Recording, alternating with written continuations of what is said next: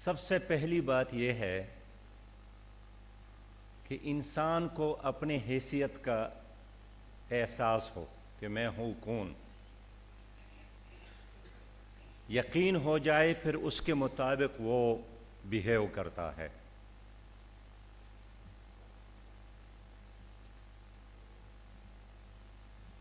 ہارون الرشید نے امام کسائی سے پوچھا تھا کہ میرے زمانے میں سب سے معزز آدمی کون ہے؟ وہ چونکہ خلیفہ تھے، بادشاہ تھے، امیر المومنین تھے، انہوں نے کہا کہ آپ ہے۔ امام کسائی ایک چرواہا تھا،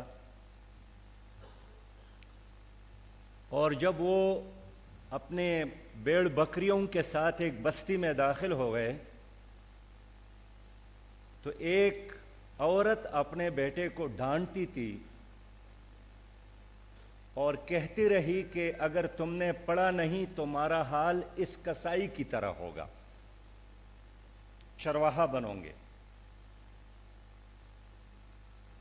کسائی نے جب یہ بات سنی کہ اب تو لوگ اپنے بچوں کو ڈرانے کے لیے میرا مثال دیتے ہیں، تو بھیڑ بکریوں کو چھوڑ کر مدرسے میں داخلہ لیا۔ اس نے پڑھا اور آگے بڑھا، اور بالآخر یہاں تک پہنچا کہ پورے ملک میں ہارون الرشید نے اس کو اپنے بیٹوں کا اتالیق استاد بنایا۔ تو ہارون الرشید نے جواب دیا کہ میں نہیں ہوں، اس لیے کہ میرے بیٹوں نے کبھی بھی میرے پاؤں میں جوتے ڈالنے کی کوشش نہیں کی، لیکن آپ ہے کہ میرے دونوں شہزادے آپ کا ایک جوتا لے کر آپ کے دائیں پاؤں میں اور دوسرا جوتا لے کر دوسرا شہزادہ بائیں پاؤں میں ڈالتا ہے، اور جب آپ مجلس میں آتے ہیں تو اس وقت تو بیٹھتے نہیں ہیں جب تک آپ نہ بیٹھ جائیں۔ تو ہارون الرشید میرے زمانے میں معزز نہیں ہے، میرے زمانے میں معزز امام کسائی ہے۔ تو میرے زمانے میں معزز کوئی صدر پاکستان، کوئی وزیر اعظم نہیں ہے۔ ہمارے زمانے میں معزز اس وقت اگر کوئی ہے تو وہ آپ ہے، کہ ہماری قوم نے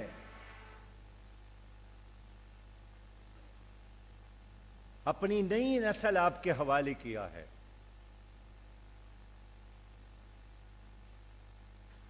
اور آپ وہ ہے کہ آپ کا ایک لفظ اس نئی نسل کے لیے آب حیات ہے۔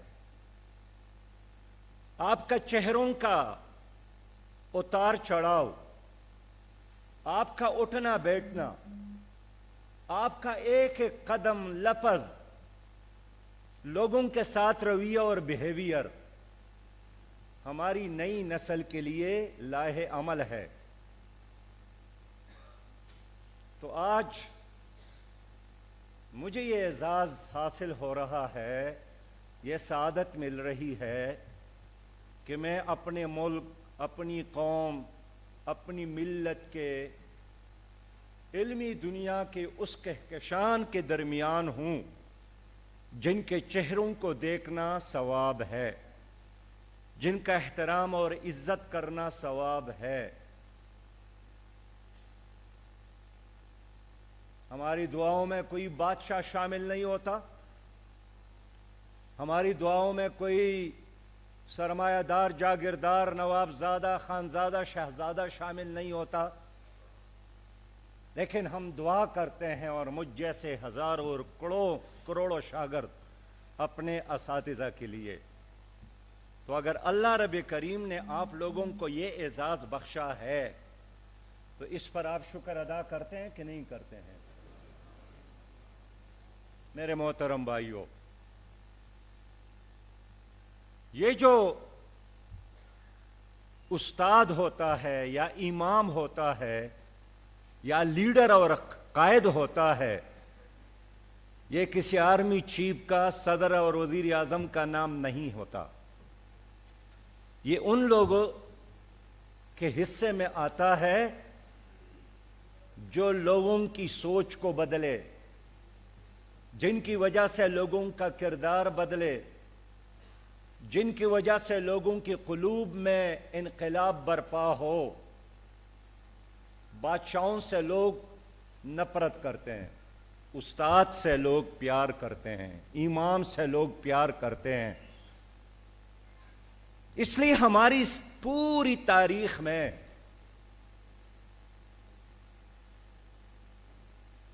بہت سارے ایسے لوگ ہیں جو حکمران نہیں رہے ہیں، جو فوجوں کے سالار نہیں رہے ہیں،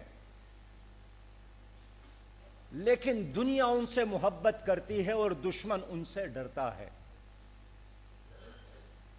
آج سے کوئی 4 مہینے قبل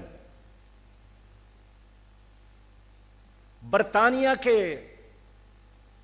اسمبلی میں مائیکل گو نے کئی گھنٹے تقریر کی، لکھی ہوئی، اور اعتراف کیا کہ ہمیں خطرہ اگر اس وقت بھی ہے بین الاقوامی سطح پر تو مصر کے حسن البنا شہید اور پاکستان کے سید مودودی سے ہے۔ اب یہ دونوں شخصیات بین الاقوامی طور پر ہمارے لیے چیلنجز ہے۔ مائیکل گو نے کہا کہ برطانیہ پوری قوت اور ریاستی زور کے ساتھ ان دونوں شخصیات کے فکر کا، ان کی سوچ کا مقابلہ کر رہی ہے۔ ایک کو مصر کے قاہرہ کے بازار میں شہید کیا گیا، ان کے نماز جنازے میں شرکت کے لیے 12 افراد نہیں تھے، ان کی میت کو گلی سے گھر میں لانے کے لیے ان کا ایک بوڑھا باپ اور 3 بیٹیاں تھیں، لیکن آج ان کے رحلت کے بعد بھی صدی مکمل ہو رہی ہے، دشمن تر تر کانپ رہا ہے۔ لیبارٹریوں میں، لائبریریوں میں، کلاس روم میں، مجالس میں یہی ڈسکشن ہے کہ کس طرح حسن البنا شہید کے فکر کا مقابلہ کیا جائے اور سید مودودی کے فکر کا مقابلہ کیا جائے۔ یہ ہے امام، یہ ہے قیادت۔ اقبال نے صحیح طور پر فرمایا کہ تو نے پوچھی ہے امامت کی حقیقت مجھ سے، حق تجھ میری طرح صاحب اسرار کرے، ہے وہی تیرے زمانے کا امام برحق جو تجھے حاضر و موجودہ سے بیزار کرے۔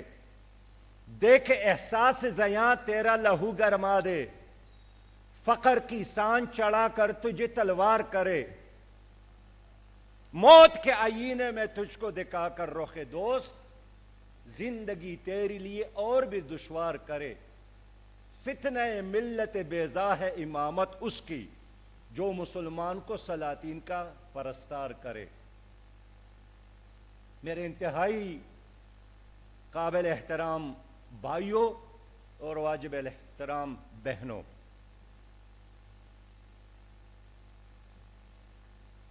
آج کی دنیا میں ہمیں ایٹم بم سے بھی زیادہ جس فرد کی ضرورت ہے وہ اس امام، قائد اور استاد کی ہے جو ہماری تہذیب کی حفاظت کرے، جو ہماری نسل کو ماضی کے ساتھ جوڑ دے، جو ایک خوبصورت نصب العین سے ہماری قوم کو آشنا کرے، جو لوگوں کو مایوسی کے اندھیروں سے نکال دے اور منزل کی طرف لے جانے کے لیے رہنمائی کرے۔ یہ کام ہمارے حکمران نہیں کر سکتے، نہ کر رہے ہیں۔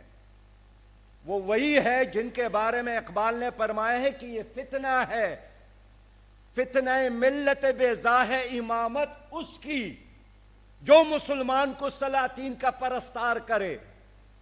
سلاطین کا مطلب موجودہ غالب تہذیب کے ساتھ چلنا، موجودہ غالب تہذیبوں اور حکمرانوں اور نظاموں کا مقابلہ کرنے کی بجائے اس کے ساتھ مصالحت کرنا۔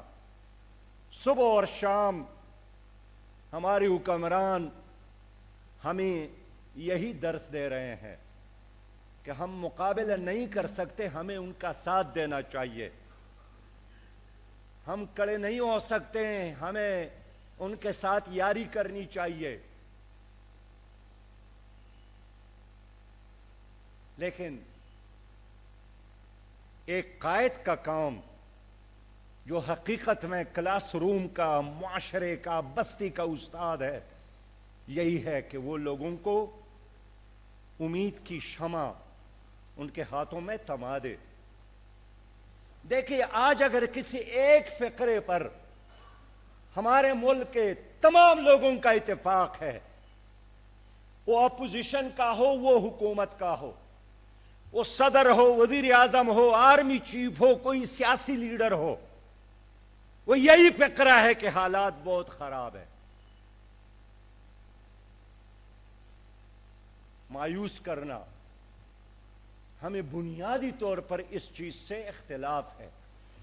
ہم یہی دیکھتے ہیں کہ حالات اب بہت اچھے ہیں، اس لیے کہ ہم ایک ایسی صدی سے تعلق رکھتے ہیں جس صدی میں ہم معجزات دیکھ رہے ہیں۔ معجزہ کیا ہوتا ہے؟ جو عقل کو عاجز کرے۔ آج کی دنیا میں ہمارے پڑوس میں ہم نے جو تماشا دیکھا، افغانستان میں روسی فوجوں کی شکست کی صورت میں، کمیونزم کی شکست کی صورت میں، جنہوں نے پولینڈ چیکو سلواکیا اور وغیرہ وغیرہ کو کئی گھنٹوں میں فتح کیا، افغانستان میں یونیورسٹی کے استاد نے اور یونیورسٹی کے کلاس روم کے طالب علم نے ان کو چیلنج کیا، ریڈ آرمی کو۔ اس کا نام برہان الدین ربانی ہو، اس کا نام انجینئر گلبدین حکمت یار ہو، اس کا نام احمد شاہ مسعود ہو، اس کا نام صبغت اللہ مجددی ہو، اس کا نام مولوی یونس خالص ہو، اس کا نام ہمارے اور بزرگ ہو، سیف اللہ انجینئر شہید ہو۔ کون سمجھتا تھا کہ کوئی ریڈ آرمی کا مقابلہ بھی کر سکتا ہے؟ لیکن ہمارے سامنے ایک قبرستان موجود ہے۔ اور پھر جب دنیا کی 46 ممالک نے مل کر نیٹو کے نام سے اس ملک پر حملہ کیا، پھر ہم نے دیکھا کہ یونیورسٹی کی بجائے ایک مدرسے کا طالب علم موٹر سائیکل پر بیٹھتا ہے، اس کو چیلنج کرتا ہے، ملا عمر کی صورت میں قندھار سے روانہ ہوتا ہے۔ اور چلتے چلتے 22 سالوں میں ہم نے وہ معجزہ دیکھا کہ ٹرمپ نے آنے کے بعد یہی مطالبہ کیا کہ $7 بلین کا جو اسلحہ ہم نے چھوڑا ہے وہ ہمارے حوالے کیا جائے۔ وہ بدبخت آپ نے چھوڑا ہے تو کوئی ایسا بھی ہوگا کہ اپنی دشمن کا ترکت دشمن کے حوالے کر لے۔ جو لڑ کر آپ ساتھ نہیں لے جا سکے، لیکن عقل کے لیے یہ کافی ہے۔ کم من فئۃ قلیلۃ غلبت فئۃ کثیرہ، اللہ نے اپنا وعدہ پورا کیا۔ وَلَا تَهِنُوا وَلَا تَحْزَنُوا وَأَنْتُمُ الْأَعْلَوْنَ إِن كُنتُم مُؤْمِنِينَ، اللہ نے اپنا وعدہ پورا کیا۔ وَقُلْ جَاءَ الْحَقُّ وَزَهَقَ الْبَاطِلُ إِنَّ الْبَاطِلَ كَانَ زَهُوقًا، اللہ نے اپنا وعدہ پورا کیا۔ آج غزہ ایک معجزہ ہے۔ دنیا کے دانشوروں کو، فوجی ماہرین کو ذرائع ابلاغ کو، انٹیلیجنس اداروں کو. ایک شیخ یاسین بنیادی طور پر ایک استاد تھے. شیخ عبدالعزیز بنیادی طور پر ایک استاد تھے. اسماعیل ہانیہ یونیورسٹی کے ڈین تھے. خالد مشعل ایک استاد. یحییٰ سنوار ایک استاد. اسرائیل کے وزیر اعظم نے کہا، آرمی چیف نے کہا میں استعفیٰ دیتا ہوں اس لیے کہ ہمیں شکست کسی ملک یا ریاست نے نہیں دی ہے، ایک تنظیم نے ہمیں شکست سے دوچار کیا جن کی کل تعداد ان کے تربیت یافتہ لڑکوں کا وہ 40,000 سے زیادہ نہیں ہے. یہ ہے معجزہ. لیکن اس معجزے کے پیچھے ایک استاد ہے، ایک امام ہے. تو ہے وہی تیرے زمانے کا امام برحق جو تجھے حاضر و موجودہ سے بیزار کرے. میں اپنے ملک کے آرمی چیف جنرل باجوہ سے ملا تھا. بڑے مجلس میں اس نے کہا کہ ہمارے ہاں سکت نہیں ہے انڈیا کے ساتھ لڑنے کا. ہمارے ساتھ تو 34 گھنٹوں کے لیے اپنے فضائیہ کو ہوا میں رکھنے کے لیے تیل نہیں ہے. ہمارے F-16 کے پرزے نہیں ہیں. ہمارے ٹینک پرانے ہو گئے ہیں. مرمت کے لیے پیسے نہیں ہیں. 4 مہینوں کے لیے ہمارے ساتھ پانی نہیں ہے. 5 منٹ ان کے مجلس میں اگر آپ بیٹھ جاتے تو اتنا مایوس ہو جاتے کہ اس کمرے سے نکلتے وقت شاید انڈیا مجھے ابھی دبوچ لے گا. ایک یہ لیڈرشپ ہے. ایک یہ لیڈرشپ ہے کہ موت کے آئینے میں تجھ کو دکھا کر رخ دوست زندگی تیرے لیے اور بھی دشوار کرے.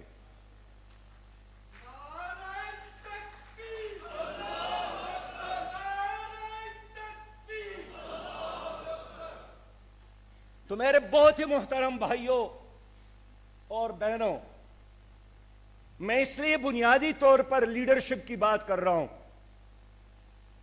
کہ حکمرانوں کا نام نہیں ہے. آج عراق کے ایک بزرگ کے لیے ہمارے ہر مجلس میں دعا ہوتی ہے، شیخ عبد القادر جیلانی رحمت اللہ علیہ کے لیے. آج ہم تذکرہ کرتے ہیں مجدد الافسانی کے لیے. ہم دعا مانگتے ہیں شاہ ولی اللہ کے لیے. ہم فخر کرتے ہیں علامہ اقبال پر. ہمارے مربی اور استاد ہے جس سے میں بھی نہیں ملا ہوں، سید مودود رحمت اللہ علیہ. یہ امت کی حقیقی قیادت ہے. ہم نے دیکھا کہ تاتاریوں نے سمرقند اور بخارا کو بھی تخت و تاج وہاں تاراج کیا. بغداد میں لوگوں کے سروں کی مینار بنائے گئے. اتنی دہشت تھی تاتاریوں کی کہ بغداد کے بازار میں 100 مسلمانوں سے ایک تاتاری کہتا تھا کہ ادھر انتظار کرے، میں گھر جا کر رسی لاتا ہوں. وہ گھر جاتے تھے، رسی لاتے تھے اور 100 کے 100 انسانوں کو باندھ کر قتل کرتے تھے. لیکن دہشت اتنی تھی کہ وہ حرکت یا جرأت یا مقابلہ نہیں کر پاتے تھے. اسی زمانے میں امام ابن تیمیہ کے وقت کے حکمران کو حوصلہ دیا. ہراول دستے کا سالار بن گئے اور شام کی سرزمین پر انہوں نے تاتاریوں کو شکست سے دوچار کیا. امام ابن تیمیہ گورنر وزیر اعلیٰ نہیں تھے، ایک عالمی دین تھے، ایک استاد تھے، ایک مربی تھے. حکمرانوں نے ان کو اتنا مارا تھا، اتنی ان کی پٹائی کی تھی کہ وہ ساری عمر نکاح تک نہیں کر سکے، شادی نہیں کر سکے. لیکن جب وقت آیا تو اس آدمی نے قیادت کی. تو میرے بہت ہی محترم بھائیوں،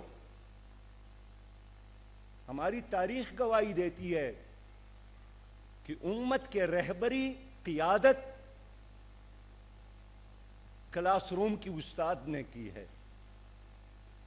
حکمرانوں نے ہمیشہ قوم کو مایوس کیا ہے. لیکن استاد نے قوم کو منزل دکھایا ہے۔ بغداد کے گلیوں میں لوگ باہر جا رہے تھے، مامون کے دربار میں دوسری چھت پر ایک کنیز ان کے ساتھ بیٹھی تھی، تو پوچھا کیا مسئلہ ہے؟ بتایا گیا کہ اس شہر میں عبداللہ ابن مبارک آ رہے ہیں، لوگ گلدستے لیے ان کے استقبال کے لیے جا رہے ہیں۔ اس کنیز نے اپنے باس سے، حکمران سے کہا کہ اگر میری جان کی امان ہو تو ایک بات کر سکتی ہوں؟ انہوں نے کہا کرو۔ انہوں نے کہا کہ دلوں کا حکمران تو عبداللہ ابن مبارک ہے، آپ لوگوں کے سروں پر کندھوں پر بزور بیٹھے ہیں، حکمران اصل میں وہی ہے۔ تو میرے قابل احترام بھائیوں، کام تو وہی ہے جس کے بارے میں نے تلاوت کی ہے کہ ربنا وابعث فیہم رسولا منہم یتلو علیہم آیاتک ویعلمہم الکتاب والحکمہ ویزکیہم۔ کتاب کے ساتھ لوگوں کو جوڑنا، اور حکمت کیا ہے؟ دنیا کو چلانے کا گر۔ اس لیے مایوس ہونے کی بجائے ایک امریکن پروفیسر ہے، بڑی اچھی بات کی ہے کہ اپنے آپ کو دوبارہ تخلیق کرو۔ عبد الرحمن مسخیل، اس نے کہا کہ اپنے آپ کو دوبارہ تخلیق کرو۔ اگر آپ کمزور ہو گئے ہیں، بیمار ہو گئے ہیں، حادثے کے شکار ہو گئے ہیں، حالات کے ہاتھوں شکست خوردہ ہو گئے ہیں، تو مایوس ہونے کی بجائے اپنے آپ کو دوبارہ تخلیق کرو، نئے عزم کے ساتھ بنیادی سحر رکھو۔ ہم نے اپنے آپ کو دوبارہ تخلیق کرنا ہے۔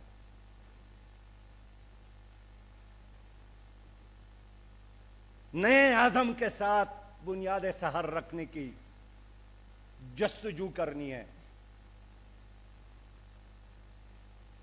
میرے بہت ہی محترم بھائیوں،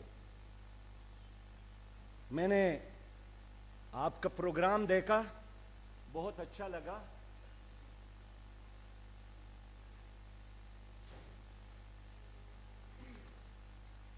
دیکھیے،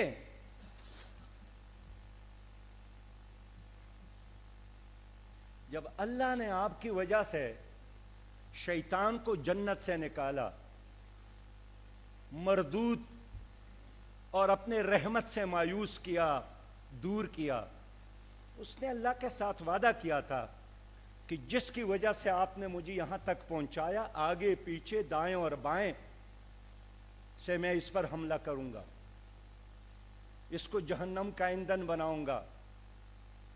سب سے پہلے انہوں نے آدم کے بیٹوں کو لڑایا، اور وہ بھی ایک عورت پر، ایک کو دوسرے سے قتل کروایا، اور دفنانے کا طریقہ بھی معلوم نہیں تھا۔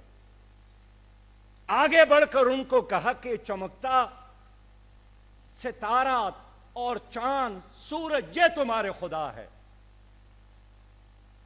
قرآن کریم میں اس کا تذکرہ ہے، فلما جن علیہ اللیل رأى کوكبا قال هذا ربی فلما فلق قال لا احب الآفلین۔ ستارہ دیکھا اس نے رات کے وقت، پناہ ہو گیا، تو ابراہیم نے فرمایا کہ نہیں، غائب ہونے والا تو میرا خدا نہیں ہو سکتا ہے۔ پھر چاند کو دیکھا، پھر سورج کو دیکھا۔ شیطان نے کیا کیا؟ انسان کو سمجھایا کہ وہ بہت دور ہے، پتھر کی بت بنا کر عبادت کرو۔ پتھر کی بت اس نے بنائے۔ پھر شیطان نے سمجھایا کہ نہیں، اب ان بتوں کو اٹھا کر خدا کے گھر میں رکھو۔ تو انہوں نے سینکڑوں بتوں کو اٹھا کر خدا کے گھر میں رکھ دیا۔ پھر کہا کہ نہیں، اب ننگا ہو کر کعبے کی طواف کرو۔ ننگا ہو گیا اور طواف شروع کیا۔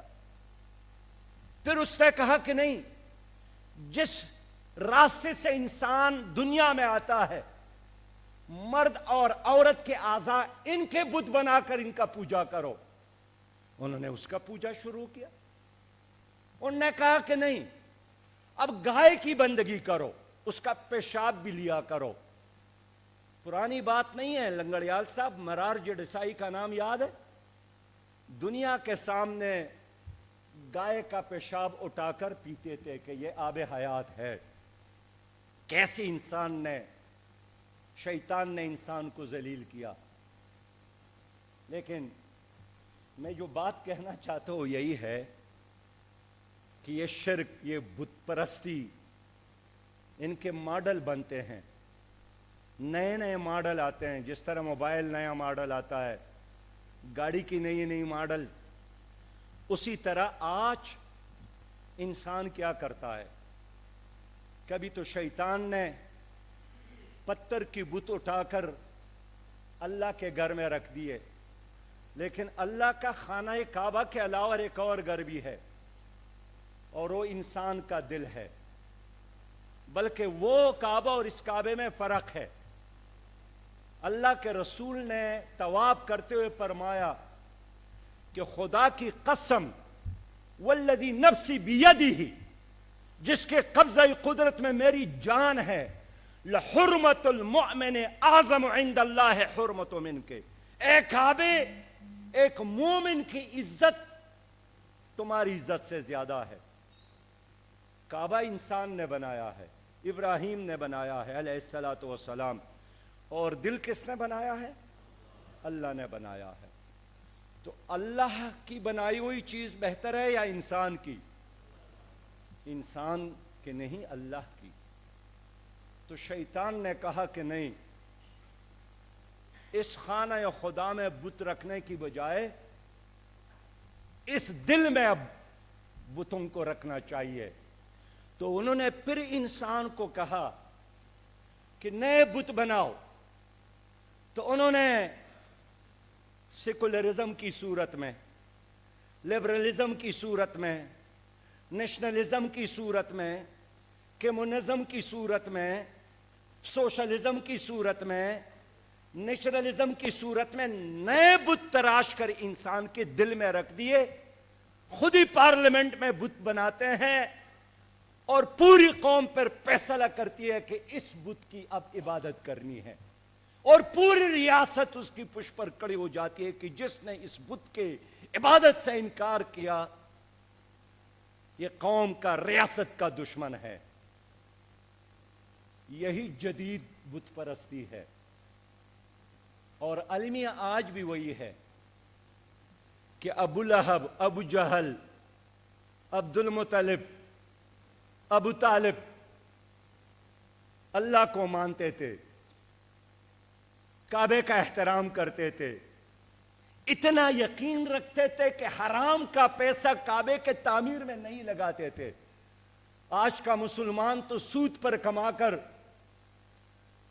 عمرے اور حج پر جاتے ہیں، مسجد بناتے ہیں، گھر پر لکھتے ہیں ھذا من فضل ربی۔ وہ ایسا نہیں کرتے تھے کہ یہ اللہ کا گھر ہے۔ عبد المطلب نے غلاف کعبہ پکڑ کر اعلان کیا، میرے رب، میں ابرہہ سے لڑنے کے قابل نہیں ہوں، یہ تیرا گھر ہے، اپنے گھر کی خود حفاظت کرو۔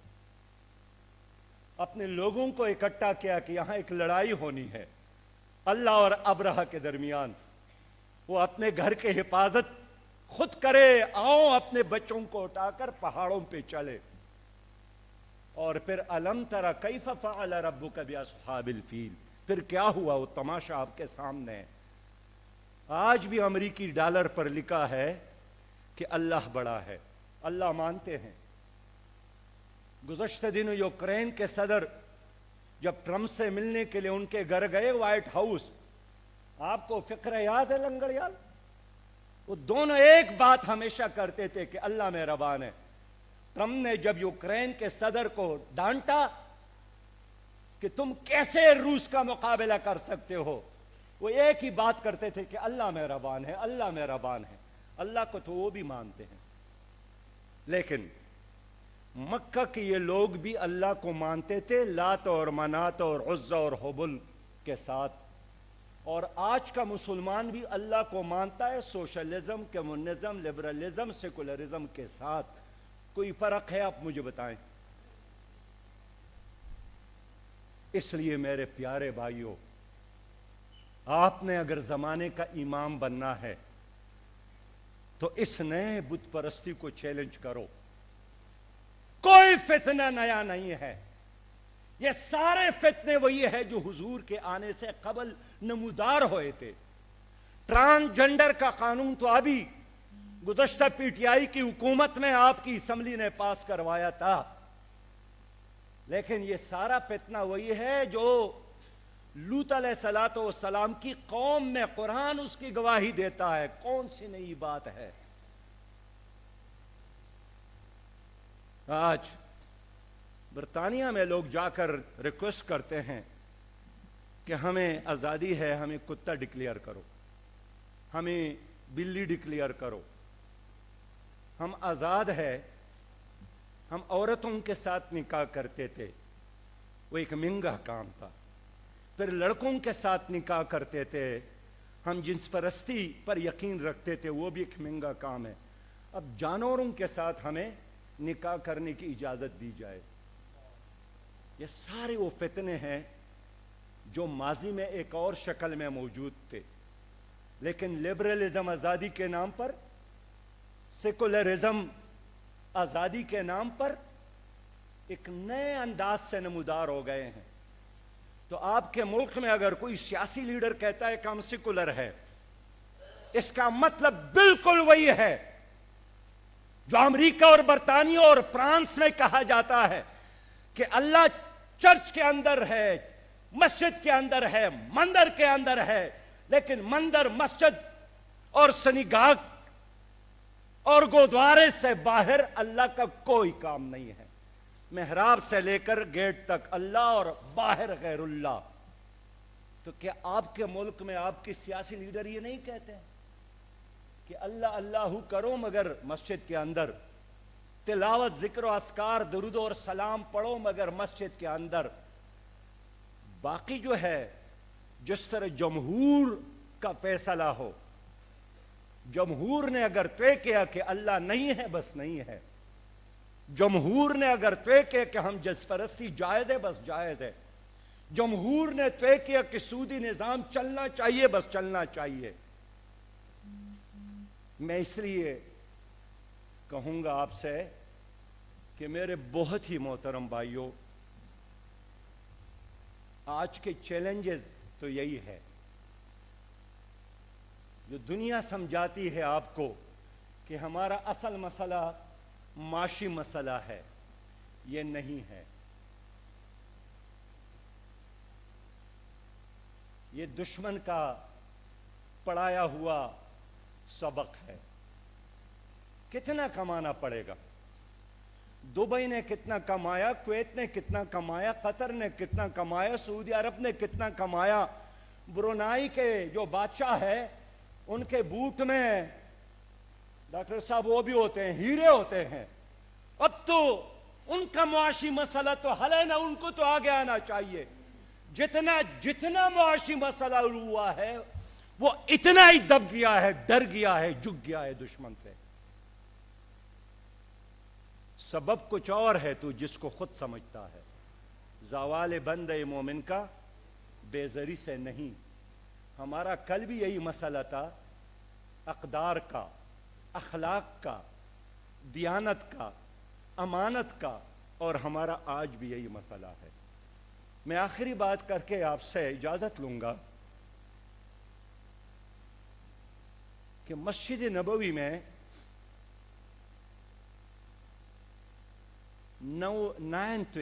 ہجرت کے 99 سال 9 سال بعد تمیم داری مسلمان ہوا تھا، تو اس نے چراغ لا کر مسجد میں جلایا، روشن کیا مسجد کو۔ اس کا مطلب ہے کہ 8 سال تک تو وہاں چراغ بھی نہیں تھا، لیکن کس طرح روم اور پارس پر ان کا دبدبہ تھا کہ نہیں تھا۔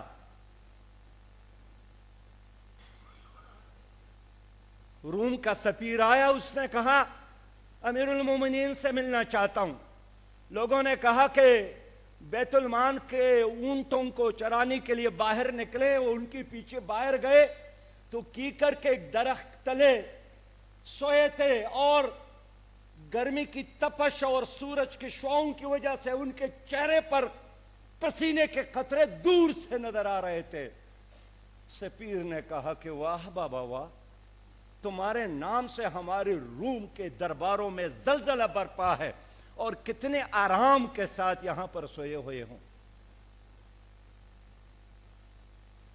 آپ کو پتا ہے، جب میں نے اور آپ نے جس پر ایمان لایا ہے، جس پر ہم درود سلام بھیجتے ہیں، جس رات اس دنیا سے رحلت کر گئے، تو گھر میں چراغ کے لیے جلانے کے لیے گھر میں چراغ میں تیل نہیں تھا۔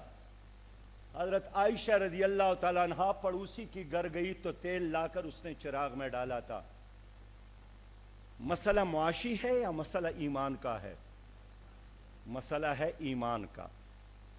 میں ایک آخری تصویر رکھ کر اجازت چاہوں گا کہ میں اسماعیل شہانیہ سے ملا قطر میں، مجھے بتایا کہ سراج بھائی، زندگی میں دنیا کو نہیں سمجھا سکا، لیکن سمجھانے کا یہ پیغام اپنی شہادت پہ میں دوں گا کہ ہم حق پر ہے اور شہید ہو گئے۔